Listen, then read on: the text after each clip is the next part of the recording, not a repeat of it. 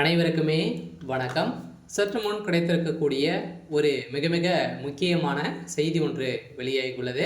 சற்று முன் முதல்வர் ஸ்டாலின் சிறையில் அடைப்பு, ஆட்சி கலைப்பு, இது மாதிரி செய்திகள் வெளியாயிருக்கு. ஸோ நேற்று நடந்த திடீர்னு பார்த்தீங்கன்னா டாஸ்மார்க்குடைய நிறுவனத்தில் சிக்கிய அதிகாரிகள் வீட்டில் பார்த்தீங்கன்னா அதிரடியாக ரெய்டுகள் நடந்தது. இந்த ரெய்டின் அடிப்படையில் அதிரடியாக பார்த்தீங்கன்னா எக்கச்சக்கமான டாக்குமெண்ட்டுகள் பார்த்தீங்கன்னா இந்த 1000 கோடி மெகா ஊழல் நடந்த ஆவணங்க அதிரடியாக முதல்வர் ஸ்டாலினுடைய வீட்டுக்கு முன்பு பார்த்தீங்கன்னா கிடைத்த சம்பவம் பெரும் பரபரப்பை ஏற்படுத்தியிருந்தது.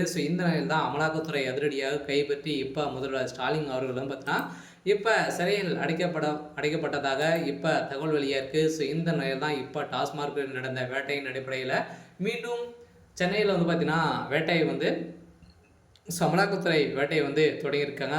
எக்கச்சக்கமான பார்த்தீங்கன்னா திமுக சார்ந்த முக்கிய புள்ளிகளாம்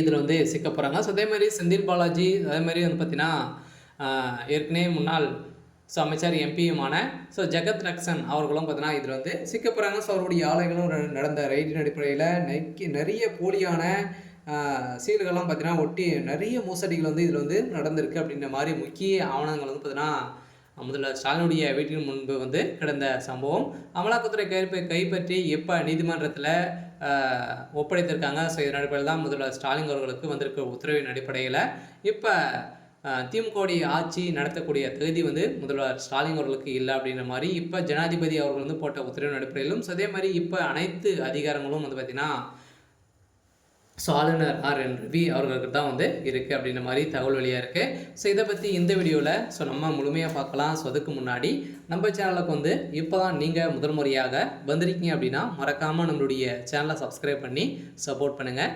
வாங்க வீடியோக்குள்ளே போகலாம்.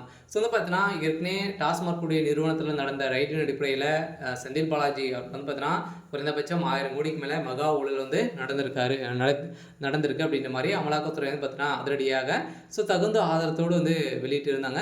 இதை தொடர்ந்து மீண்டும் பார்த்தீங்கன்னா சென்னையில் இன்றும் நேற்றும் பார்த்தீங்கன்னா இன்றும் டாஸ்மார்க் அதிகாரிகளுடைய வீடுகளில் அமலாக்கத்துறையினர் அதிகாலையிலிருந்தே பார்த்தீங்கன்னா சோதனை நடத்தி வருவதால் பரபரப்பை ஏற்படுத்தி உள்ளது. இந்த நிலையில் முதல்வர் ஸ்டாலின் அவருடைய வீட்டுக்கு முன்பு இன்று கிடைத்த ஆதாரத்தின் அடிப்படையில் முதல்வர் ஸ்டாலின் அவர்களுக்கு ஒரு மிகப்பெரிய தலைவலியாகவே இருக்குது. பார்த்தீங்கன்னா நேற்று 5 இடங்களில் அமலாக்கத்துறை அதிகாரிகள் சோதனை நடத்தி வருகின்ற நிலையில் தேனாம்பேட்டை, மணப்பாக்கம், சேதம்பட்டு, தீநகர் போன்ற அனைத்து இடங்களிலும் பார்த்தீங்கன்னா ரெய்டுகள் நடந்திருக்கு. இந்த ரெய்டின் அடிப்படையில் செந்தில் பாலாஜியுடைய கதை முடிந்திருக்கு இல்லையா?